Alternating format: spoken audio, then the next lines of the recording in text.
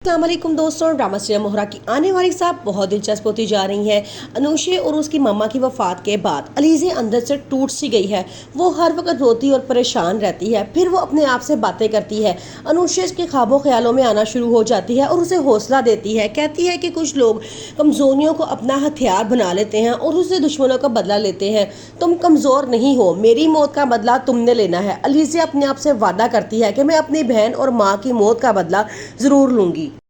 अलीज़े को अपना घर खाली करके किसी फ्लैट में जाना पड़ता है और वो फ्लैट उसकी दोस्त का होता है। वो वहाँ पे गुजारा तो कर रही होती है, लेकिन उसको अपना लाइफ सर्कल चलाने के लिए एक जॉब की ज़रूरत होती है। जहाँ वो जॉब करती है वो सिकंदर और हमज़ा की कंपनी होती है। वहाँ जाके वो इंटरव्यू देती है तो फ़ौरन उसे जॉब मिल जाती है। बाद में उसे पता चलता है कि कंपनी का मालिक सिकंदर और उसका भाई हमज़ा है।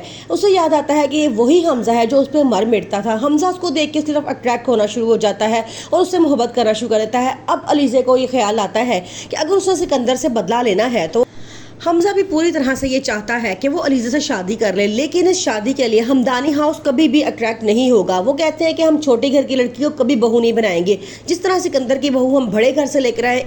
दूसरी तरफ सिकंदर के कमरा जल जाने के बाद वलीमे के बाद उसका ससुर उसे सरप्राइज देता है और वो बड़ा खूबसूरत सा कमरा सजाता है जहाँ सिकंदर और उसकी बीवी अरीशा को ले जाया जाता है। अरीशा देख के बहुत खुश होती है और कहती है इतने कम वक्त में अंकल आपने ये सब कुछ कैसे किया था। उसके हस्बैंड कहते हैं कि मैंने तुम्हारे लिए सरप्राइज रखा था। अरीशा बहुत खुश होती है, वो तैयार होकर बेड पे बैठ जाती है। जैसे ही सिकंदर अंदर आता है वो अरीशा का घूंघट उठाता है तो वो देख के हैरान ही रह जाता है कि वहाँ अरीशा की जगह अनुशे बैठी है। अनुशे को देख के वो एकदम डर जाता है और पीछे हट जाता है। अरीशा उससे पूछती है क्या हुआ है, लेकिन उसके ख्वाबों ख्यालों में अनुशा ही छाई होती है। वो उसे कहता है कि फिलहाल मुझसे कोई बात ना करो, मुझे अकेला छोड़ दो। लेकिन अरीशा कहती है तुम्हें हुआ क्या है। तो वो बताता है कि मुझे लगता है कि जैसे तुम अनुशे हो। आगे से वो कहते हैं तुमने अनुशे को बहुत ज़्यादा अपने सर पर सवार कर लिया है। लेकिन यहाँ पे सिकंदर का मूड बहुत ज़्यादा ख़राब हो जाता है और कहता है कि मुझे फ़िलहाल अकेला छोड़ दो। सिकंदर अब बहुत परेशान है। वो पता लगाना चाहता है कि वो इंसान कौन है जिसे सिकंदर की खुशियों पे एतराज़ है।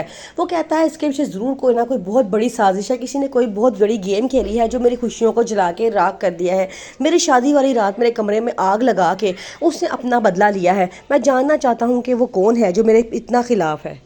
दूसरी तरफ अलीज़े हनान के घर जाती है और वो तमाम चीज़ें जो हनान की मामा ने उसे दी होती हैं वो उनके दरवाजे पर रख के वापस आ जाती है और कहती है कि आप लोगों की वजह से मेरी मामा सदमे से मर चुकी हैं।